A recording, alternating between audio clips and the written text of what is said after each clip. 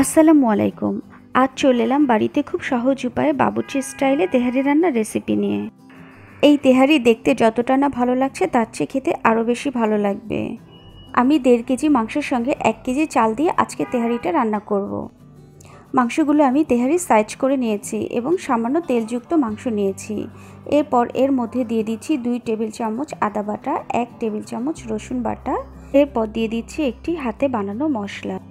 আমি এই মশলাটা বানিয়েছি 1 টুকরো দারচিনি, 5 থেকে 6টি এলাচ, একটি জয়ফলের অর্ধেকটা এবং 2 টুকরো জয়িত্রী। এই সব মশলা আমি পাটায় বেটে নিয়েছি। আপনারা চাইলে গ্রাইন্ডারেও গ্রাইন্ড করে নিতে পারেন।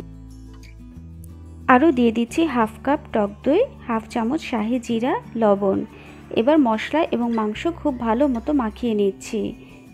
এই মশলা মাখানো মাংস আমি 3 থেকে 4 ঘন্টা ম্যারিনেট করব। আপনাদের হাতে যদি সময় কম থাকে তাহলে 1 ঘন্টা ম্যারিনেট করলেও চলবে। এবার আমি 1 কাপ তেলে 1 কাপ পেঁয়াজ হালকা ব্রাউন করে ভেজে নিচ্ছি। পেঁয়াজ হালকা বাদামি হয়ে আসলে এর মধ্যে দিয়ে দিচ্ছি তেজপাতা, একটি এলাচ, গোলমরিচ এবং কিছু লবঙ্গ।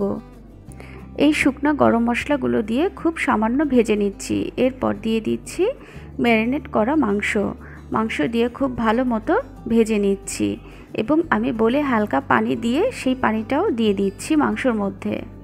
মাংস 3 থেকে 4 মিনিট হাই আঁচে ভেজে চুলোর আঁচটা করে দিতে হবে লো। এই সময় আমি আরও 10-12টি কাঁচামরিচও অ্যাড করে দিচ্ছি। এবার এই মাংস আমি ঢেকে রান্না করছি 30 মিনিট। এই 30 মিনিটেই মাংস যথেষ্ট সিদ্ধ হয়ে যাবে। তেলটা যখন উপরে উঠে আসবে তখন আমি মাংসগুলো একটি বোলে তুলে রাখছি। আমি শুধু মাংস তুলছি, তেল বা মশলা কিছুই তুলছি না। এবার এই তেল মশলার মধ্যে দিয়ে দিচ্ছি 1 কেজি চাল আমি আধা ঘন্টা আগেই ধুয়ে রেডি করে রেখেছিলাম। এবার চালটি খুব ভালো মতো মশলার সঙ্গে ভেজে নিচ্ছি। আমার ভাজতে সময় লেগেছে 3 থেকে 4 মিনিট। এবার দিয়ে দিচ্ছি 7 কাপ গরম পানি এবং 1 কাপ দুধ। সব কিছু দিয়ে আমি 10 মিনিট হাই আঁচে রান্না করব। সেই সঙ্গে লবণও অ্যাড করে দিচ্ছি। পানিটা যখন কমে আসবে তখন আমি চুলোর আঁচ লো মিডিয়াম করে দিচ্ছি এবং এর মধ্যে দিয়ে দিচ্ছি সেই মাংস দিয়ে খুব ভালো মতো নেড়ে আরও 5 মিনিট রান্না করে নিচ্ছি। এবার তেহারিকে দমে বসাবো। দমে বসানোর আগে দিয়ে দিচ্ছি 1 চামচ কেওড়া জল, 1 চামচ ঘি, বেশ কিছু কিশমিশ এবং 4 থেকে 5টি কাঁচামরিচ।